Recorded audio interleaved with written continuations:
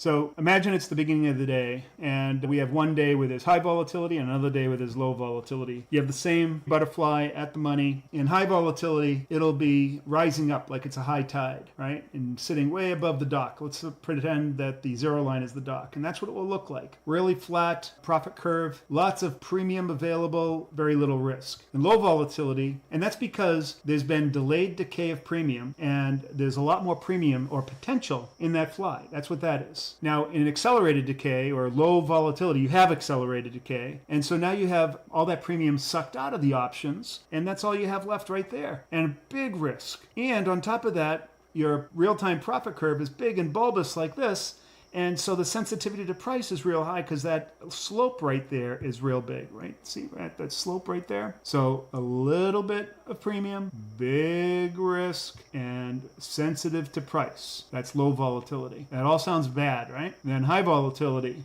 Lots of premium, little bit of risk, and super flat curve, meaning it's not sensitive to price. That's high volatility. That's why, from an options trader's point of view, we like high volatility more than we like low volatility, but that doesn't mean that we can't play in both, because what we do is we take advantage of both of those to get risk-adjusted returns. That's what everything's about. I hope I made that all clear. So now here's the more technical explanation. The long butterfly is basically short vega. You own the wings, but you are short two of the higher vega options in the body, which means when volatility is high, the fly is cheaper to own. And when volatility is low, the fly is more expensive to own. Same width, same distance out, you're paying more for it in August than you were in the hot tape in June. Now, usually when we enter September, that's one of the worst months of the year. It's dramatically worse than all the other months compared over the last 50 years. But we usually have some kind of volatility surge and drop, and then you can expect to see a lot more volatility. And then from an options trader's point of view, everything will be good again, all right? So if you like this content, give it a thumbs up. I know you're out there. Just hit that thumbs up button and you'll make me happy, and I'll continue on. Anyways, now think about what that means for the way that we trade. Our risk is the debit, right? Risk ends at entry. Once we're into the trade itself, we've determined our risk and we know exactly what it is. So in low volatility, for the exact same structure, you're putting on more money at risk. Not by choice. The regime did that to you. Caveat 2, the tent gets pinned low. The maximum profit of a butterfly is width minus debit.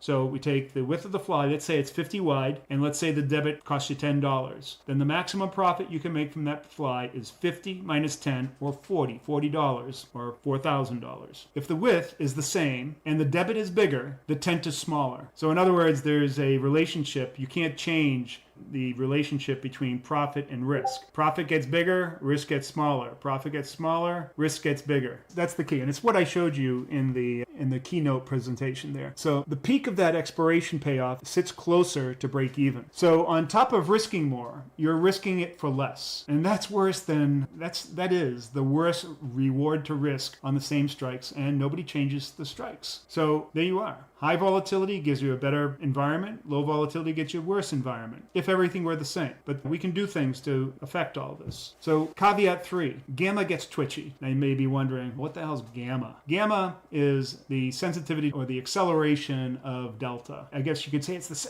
I'm going to be very technical. It's the second order of delta. Don't you know what that means? It means that the rate at which the sensitivity changes, all right? And you might not be thinking, what is the rate at which sensitivity changes? That means that the curve is going like this instead of like this. See, that's zero gamma because it's steady growth. But if it goes like this, it's accelerating. That's high gamma. And that's what happens in low volatility. That's the speed at which your exposure changes as price moves. So price moving is delta, and your exposure to that price movement is changing. So that's the second order of speed, which is acceleration. Hope that makes sense. But it runs inverse to volatility. High volatility, low gamma. Smooth, forgiving positions. High volatility, low gamma. Flat profit curves. They don't change much. They don't go like this. They go like this.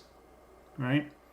Low volatility, high gamma. That means the profit curve looks like this, so it's going like this, right? That means high, jumpy positions. Your real-time value curve, the one that matters while you're actually holding the trade, it gets sharp. And what I mean by that is prickly and uncomfortable. Like you're sitting on top of a radar dome, and you're right at the very top, and you feel very comfortable there, and you're playing with your jacks or your ball or whatever, your yo-yo, and then it falls down at your feet and it rolls down a little bit and you're thinking, oh crap, I think I can take a few steps out there and grab my yo-yo. So you give it a shot, you go out there, and then you go a little too far and you're going, whoa! That's gamma. Price walks a little way out of the body and the position snaps towards max loss instead of easing. And gamma is not separate from decay. Whatever you carry in gamma, you carry in theta.